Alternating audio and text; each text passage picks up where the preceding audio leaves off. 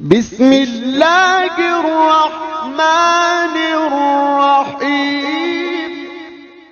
شروع اللہ کا نام لے کر جو بڑا مہربان نہایت رحم والا ہے۔ جو چیزیں آسمانوں میں ہیں اور جو چیزیں زمین میں ہیں سب اللہ کی تسبیح کرتی ہیں، اور وہ غالب ہے، حکمت والا ہے۔ وہی تو ہے جس نے کفار اہل کتاب کو پہلی لشکر کشی پر ہی ان کے گھروں سے نکال دیا۔ مسلمانوں، تمہارے خیال میں بھی نہ تھا کہ وہ نکل جائیں گے، اور وہ لوگ یہ سمجھے ہوئے تھے کہ ان کے قلعے ان کو اللہ کے عذاب سے بچا لیں گے، مگر اللہ نے ان کو وہاں سے آ لیا جہاں سے ان کو گمان بھی نہ تھا، اور اس نے ان کے دلوں میں دہشت ڈال دی کہ اپنے گھروں کو خود اپنے ہاتھوں اور مومنوں کے ہاتھوں سے اجاڑنے لگے۔ تو اے بصیرت کی آنکھیں رکھنے والو، عبرت حاصل کرو۔ اور اگر اللہ نے ان کے بارے میں جلا وطن کرنا نہ لکھ رکھا ہوتا تو ان کو دنیا میں بھی عذاب دے دیتا، اور آخرت میں تو ان کے لیے آگ کا عذاب تیار ہے ہی۔ یہ اس لیے کہ انہوں نے اللہ اور اس کے رسول صلی اللہ علیہ وآلہ وسلم کی مخالفت کی، اور جو شخص اللہ کی مخالفت کرے تو اللہ اسے سخت عذاب دینے والا ہے۔ مومنوں، کھجور کے جو درخت تم نے کاٹ ڈالے یا ان کو ان کی جڑوں پر کھڑا رہنے دیا، سو یہ اللہ کے حکم سے تھا، اور اس سے مقصود یہ تھا کہ وہ نافرمانوں کو رسوا کرے۔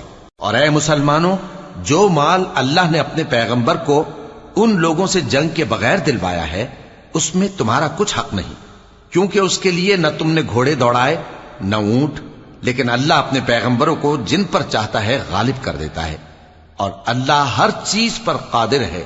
جو مال اللہ نے اپنے پیغمبر صلی اللہ علیہ وآلہ وسلم کو بستیوں والوں سے دلوایا ہے وہ اللہ کے اور پیغمبر کے قرابت والوں کے اور یتیموں کے اور حاجت مندوں کے اور مسافروں کے لیے ہے، تاکہ جو لوگ تم میں دولت مند ہیں انہی کے ہاتھوں میں نہ گردش کرتا رہے، اور جو چیز تم کو پیغمبر صلی اللہ علیہ وآلہ وسلم دیں وہ لے لو، اور جس سے منع کریں اس سے باز رہو، اور اللہ سے ڈرتے رہو، بے شک اللہ سخت عذاب دینے والا ہے۔ اور ان ضرورت مند مہاجروں کے لیے بھی جو اپنے گھروں اور مالوں سے خارج اور جدا کر دیے گئے ہیں، جو اللہ کے فضل اور اس کی خوشنودی کے طلبگار اور اللہ اور اس کے پیغمبر کے مددگار ہیں، یہی لوگ سچے ہیں۔ اور ان لوگوں کے لیے بھی جو مہاجرین سے پہلے اس گھر یعنی مدینے میں مقیم ہیں اور ایمان میں مضبوط ہیں، اور جو لوگ ہجرت کر کے ان کے پاس آتے ہیں وہ ان سے محبت کرتے ہیں، اور جو کچھ ان کو ملا اس سے اپنے دل میں کچھ خواہش اور خلش نہیں پاتے، اور ان کو اپنی جانوں پر مقدم رکھتے ہیں خواہ وہ خود بھی فاقے سے ہوں۔ اور جو شخص خود غرضی سے بچا لیا گیا تو ایسے ہی لوگ بامراد ہیں۔ اور ان کے لیے بھی جو ان مہاجرین کے بعد آئے اور دعا کرتے ہیں کہ اے پروردگار، ہمارے اور ہمارے بھائیوں کے جو ہم سے پہلے ایمان لائے ہیں گناہ معاف فرما، اور مومنوں کی طرف سے ہمارے دل میں کینہ و حسد نہ پیدا ہونے دے۔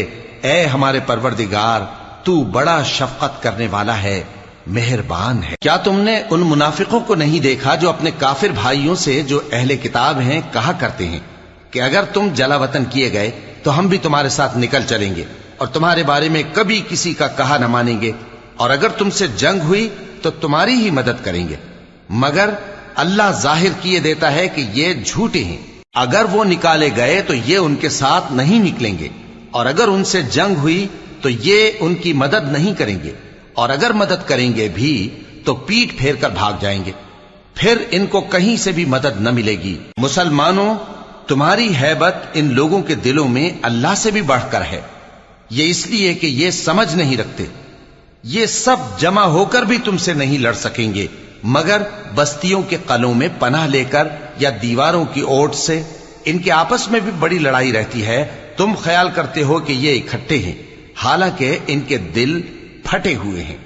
یہ اس لیے کہ یہ بے عقل لوگ ہیں۔ ان کا حال ان لوگوں کا سا ہے جو ان سے کچھ ہی پیشتر اپنے کرتوت کی سزا کا مزہ چکھ چکے ہیں، اور ان کے لیے دکھ دینے والا عذاب تیار ہے۔ منافقوں کی مثال شیطان کی سی ہے کہ انسان سے کہتا رہا کہ کافر ہو جا، پھر جب وہ کافر ہو گیا تو کہنے لگا کہ مجھے تجھ سے کچھ سروکار نہیں، مجھ کو تو اللہ رب العالمین سے ڈر لگتا ہے۔ تو دونوں کا انجام یہ ہوا کہ دونوں دوزخ میں جائیں گے، ہمیشہ اس میں رہیں گے، اور بے انصافوں کی یہی سزا ہے۔ اے ایمان والو، اللہ سے ڈرتے رہو اور ہر شخص کو دیکھنا چاہیے کہ اس نے کل یعنی آخرت کے لیے کیا سامان بھیجا ہے۔ اور ہم پھر کہتے ہیں کہ اللہ سے ڈرتے رہو، بے شک اللہ تمہارے سب اعمال سے خبردار ہے۔ اور ان لوگوں جیسے نہ ہو جانا جنہوں نے اللہ کو بھلا دیا تو اللہ نے انہیں ایسا کر دیا کہ وہ خود اپنے آپ کو بھول گئے۔ یہی لوگ ہیں نافرمان۔ اہل دوزخ اور اہل بہشت برابر نہیں، اہل بہشت ہی کامیابی حاصل کرنے والے ہیں۔ اگر ہم یہ قرآن کسی پہاڑ پر نازل کرتے تو تم اس کو دیکھتے کہ اللہ کے خوف سے دبا اور پھٹا جاتا ہے۔ اور یہ مثالیں ہم لوگوں کے لیے بیان کرتے ہیں تاکہ وہ غور کریں۔ وہی اللہ ہے جس کے سوا کوئی معبود نہیں، پوشیدہ اور ظاہر کا جاننے والا، وہ بڑا مہربان ہے، نہایت رحم والا ہے۔ وہی اللہ ہے جس کے سوا کوئی عبادت کے لائق نہیں، بادشاہ حقیقی، ہر عیب سے پاک، سلامتی دینے والا، امن دینے والا، نگہبان، غالب، زبردست، بڑائی والا۔ اللہ مشرکوں کے شرک سے پاک ہے۔ وہی اللہ تمام مخلوقات کا خالق، ایجاد و اختراع کرنے والا، صورتیں بنانے والا، اس کے سب اچھے سے اچھے نام ہیں۔ جتنی چیزیں آسمانوں اور زمین میں ہیں سب اس کی تسبیح کرتی رہتی ہیں، اور وہ غالب ہے، حکمت والا ہے۔